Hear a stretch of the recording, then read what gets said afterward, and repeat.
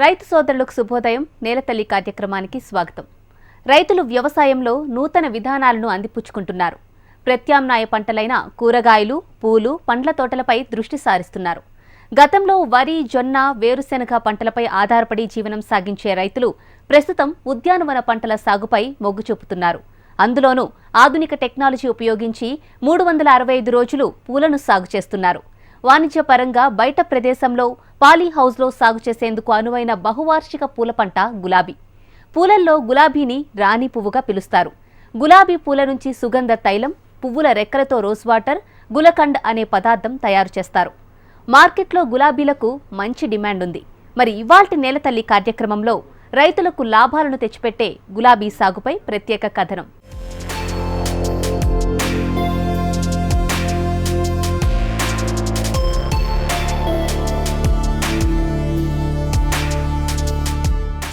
పుష్పాలలో రారాని గులాబీ అంతర్జాతీయ మార్కెట్లో ప్రథమ స్థానాన్ని ఆక్రమించి బడుగు దేశాలలో గత 3 దశాబ్దాలలో సాగు విస్తీర్ణం పెంచుకుంటున్న పుష్పరాజం గులాబీ. గులాబీని అలంకరణ కోసం ఉద్యానవనాల్లోనూ, ముఖ్యంగా కుండీలలో ఇంటి ప్రాంగణాలు అలంకరించేందుకు, ఎగుమతుల కోసం అధిక విస్తీర్ణంలో పెంచుతున్నారు. నాణ్యమైన పూలకు మార్కెట్లో అధిక ధర పలుకుతోంది.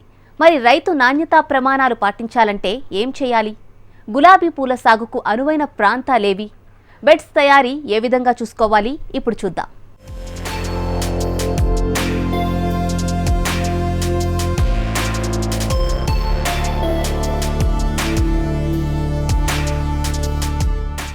వందకు పైగా జాతులు కలిగి అనేక రంగులలో లభించే పువ్వు గులాబీ. ఏడాదిలో 365 రోజులు పూసే గులాబీ రోసా జాతికి చెందింది.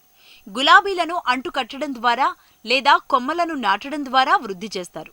గులాబీలకు దేశవ్యాప్తంగానే కాదు, ప్రపంచవ్యాప్తంగా డిమాండ్ ఉంది. గులాబీ మొక్కలకు, పూలకు అంతర్జాతీయంగా మంచి మార్కెట్ ఉంది. ప్రత్యేక సందర్భాలలో గులాబీలే ప్రధాన ఆకర్షణగా నిలుస్తాయి. అందుకే గులాబీ సాగుకు రైతులు ఉత్సాహం చూపుతున్నారు.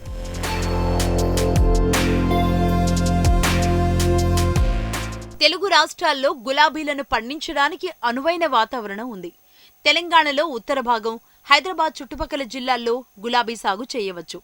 ఆంధ్రప్రదేశ్లో గాలిలో తేమ 70 నుంచి 80% ఉన్న ప్రదేశాల్లో పండించవచ్చు. అత్యధిక ఉష్ణోగ్రతలు నమోదయ్యే ప్రాంతాలు, సముద్ర తీర ప్రాంతాలు ఈ పంట పండించడానికి పనికిరావు.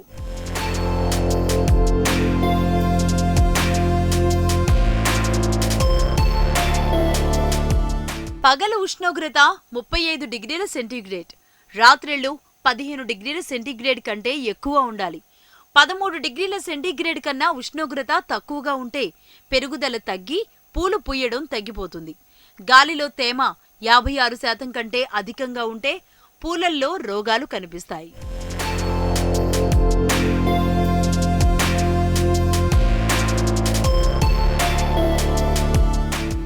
గులాబీ లోతైన వేరు వ్యవస్థ కలిగి ఉంటుంది.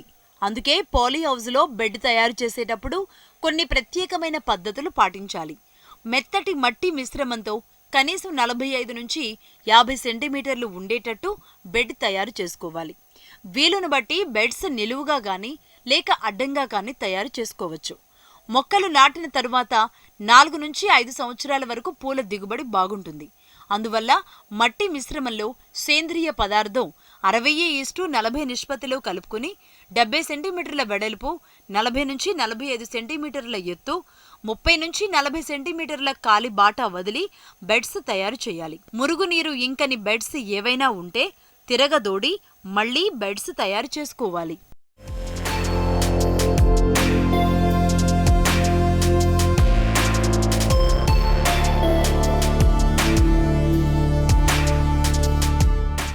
గులాబీల సాగులో శ్రద్ధ పెడితే లాభాల పంటే.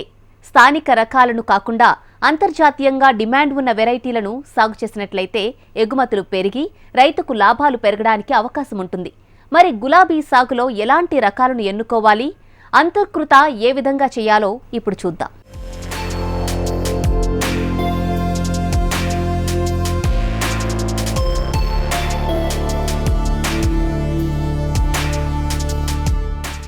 మన దేశంలో ఉన్న రకాలు కట్ ఫ్లవర్స్ గా ప్రాచుర్యం పొందలేదు. చాలా మంది రైతులు విదేశాల నుంచి దిగుమతి చేసుకుని ఇతర రాష్ట్రాల్లో పండించే రైతుల దగ్గర మొగ్గలు తీసుకుని ప్రవర్ధనం చేసిన మొక్కల ద్వారానే గులాబీ సాగు చేస్తున్నారు. ఇతర దేశాలకు ఎగుమతి చేయాలి అంటే విదేశాల నుంచి దిగుమతి చేసుకున్న మొక్కలనే ఎంచుకోవాలి. పూనా, బెంగళూరు నుంచి రైతులు మొక్కలు పొందవచ్చు.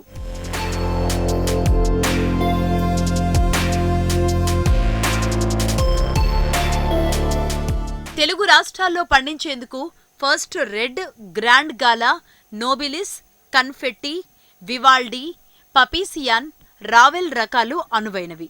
ఈ మొక్కలను 2 వరుసలలో 30x30 సెంటీమీటర్లు లేక మొక్కల మధ్య 30 సెంటీమీటర్లు, వరసల మధ్య 45 సెంటీమీటర్ల దూరంలో త్రిభుజాకారంలో నాటాలి. ఈ విధంగా నాటితే 560 చదరపు మీటర్ల పాలీ హౌజ్లో 2800 నుంచి 3000 వరకు మొక్కలు నాటవచ్చు.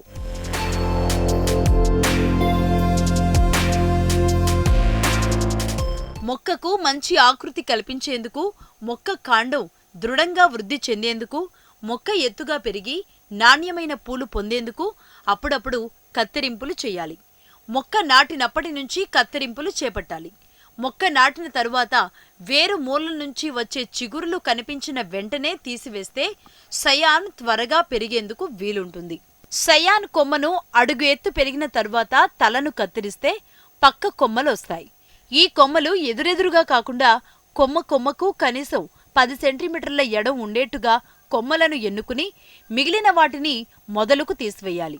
బలిష్టంగా లేని కొమ్మలను తీసి మళ్లీ కొత్త చిగురులు వచ్చేందుకు కొమ్మలను కత్తిరించి కొత్త వాటిల్లో మంచి కొమ్మలను ఎన్నుకోవాలి.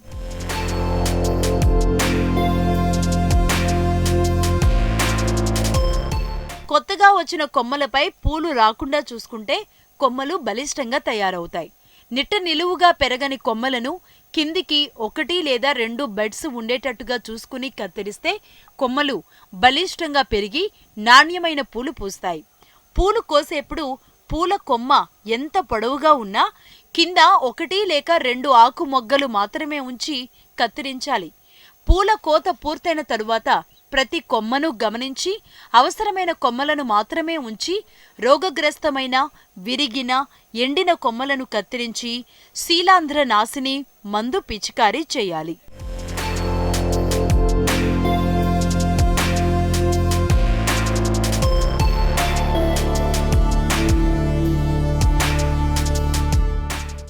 గులాబీ సాగులో శ్రద్ధ పెడితే లాభాల పంటే. స్థానిక రకాలను కాకుండా అంతర్జాతీయంగా డిమాండ్ ఉన్న వెరైటీలను సాగు చేసినట్లయితే ఎగుమతులు పెరిగి రైతుకు లాభాలు పెరగడానికి అవకాశం ఉంటుంది. మరి గులాబీ సాగులో ఎలాంటి రకాలను ఎన్నుకోవాలి, అంతర్కృషి ఏ విధంగా చేయాలో ఇప్పుడు చూద్దాం.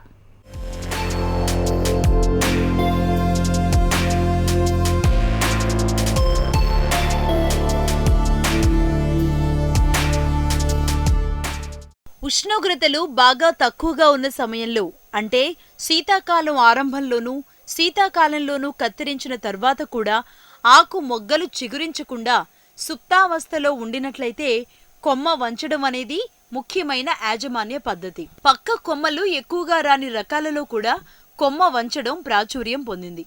ఇటువంటి రకాల్లో మొక్క నాటిన 2-3 నెలల్లోనే కొమ్మ కత్తిరిస్తే పక్క కొమ్మలు వృద్ధి చెంది పూల దిగుబడి బాగుంటుంది.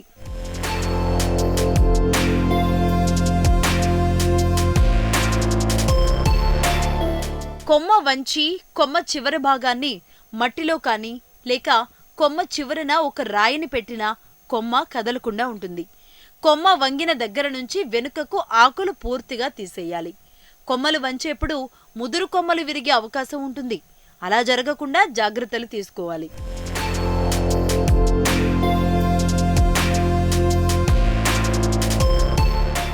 గులాబీ పూలకు ప్రపంచ మార్కెట్లో మంచి డిమాండ్ ఉంది. ముఖ్యంగా Christmas, new year, mother's day, valentine డేకు బాగా గిరాకీ ఉంటుంది. విదేశాలకు ఎగుమతి చేసే రైతులు నవంబర్ నెల నుంచి మార్చి మొదటి వారం వరకు పూల పెరుగుదల, కోతను ప్రోత్సహిస్తున్నారు. ఇక మిగతా రోజుల్లో వాతావరణం అనుకూలంగా ఉన్నా దేశీయ మార్కెట్ అవసరాలకు అనుగుణంగా పూల ఉత్పత్తిని చేపట్టడం లేదు. ఆ సమయంలో నీరు, పోషకాలు తగ్గిస్తున్నారు. ఆకులు వదిలే సమయంలో కత్తిరింపులు చేయడం, వెంటనే నీరు పోషకాలు అధికంగా ఇవ్వడం వల్ల ఎక్కువగా ఆకు మొగ్గలు కొమ్మలపై చిగిర్చి బలహీనమైన పూలకాడలు వచ్చి నాణ్యత లోపించడం జరుగుతుంది. దేశీయ మార్కెట్కు పంపే రైతులు గిరాకీ లేని సమయంలో దిగుబడి తగ్గించాలి. పోషకాలు, నీటి లభ్యత సగానికి తగ్గించి బలహీనంగా ఉన్న పూలను మొగ్గ దశలోనే తుంచాలి. కొమ్మలు దృఢంగా పెరగడాన్ని ప్రోత్సహిస్తే మొక్కపై ఉన్న కొమ్మలను సగానికి పైగా తగ్గించినా మొక్కలకు కొంత విశ్రాంతి ఇవ్వచ్చు. పూల కోతకు 45 నుంచి 50 రోజుల ముందుగానే కొమ్మలు కత్తిరిస్తే బలమైన కొమ్మల పూలను అనుకున్న సమయంలో కోసుకోవడానికి వీలుంటుంది. మొక్కలకు కూడా కొంత విశ్రాంతి ఇవ్వాల్సి ఉంటుంది.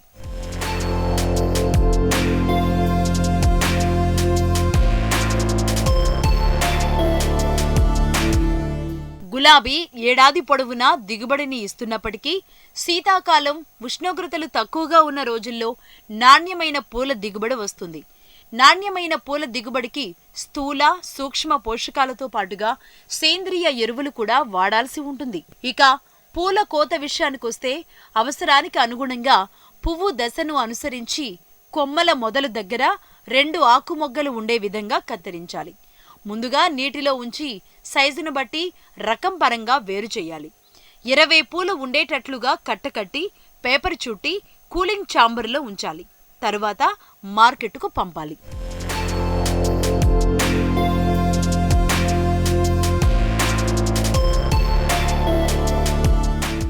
ఎకరానికి 7,200 మొక్కలు నాటుకోవాలి.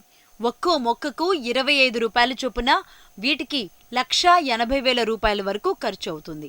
నేల తయారీ, గుంతల తీతకు 10,000 రూపాయలు, ఎరువులకు 2,000 రూపాయలు, కత్తిరింపులు, నీటి యాజమాన్యం, సస్య రక్షణ, పూల కోత వంటి మిగతా పనులకు 8,000 రూపాయలు కలిపి మొత్తం ఎకరా సాగుకు 2 లక్షల రూపాయల వరకు ఖర్చు అవుతుంది.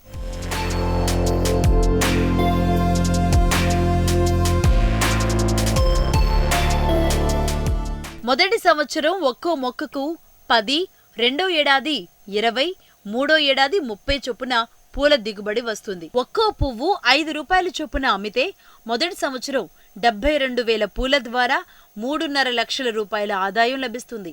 ఇక రెండో సంవత్సరం 1,44,000 పూల ద్వారా 7,20,000 రూపాయల ఆదాయం వస్తుంది. మూడో సంవత్సరం 2,16,000 పూల ద్వారా 10,80,000 ఆదాయాన్ని పొందవచ్చు. ఇందులో సాగు ఖర్చులు పోను రైతుకు లాభం ఖచ్చితంగా వస్తుంది.